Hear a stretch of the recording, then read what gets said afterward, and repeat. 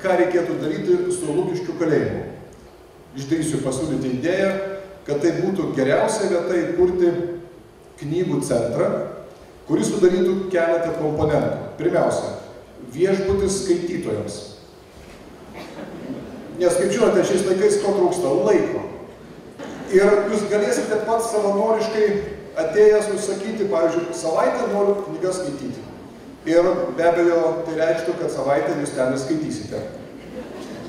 Jeigu trūksta valios. Kitas korpusas būtų skirtas rašytojams. Atėjot, užsisakėt studiją, knygų rašymai, metams ir išėjot atgal su knyga tiesiai čia į šitą knygų mugę. Trečia komplekso dalis – pastoviai veikiantis knygų mugės biuras. Biblioteka, skaitykla, ir visa kita, tai kas susiję su žodžiu. Tame tarpe galbūt ir knygų muziejus, apie kurį taip pat yra Lietuvoje kalbama.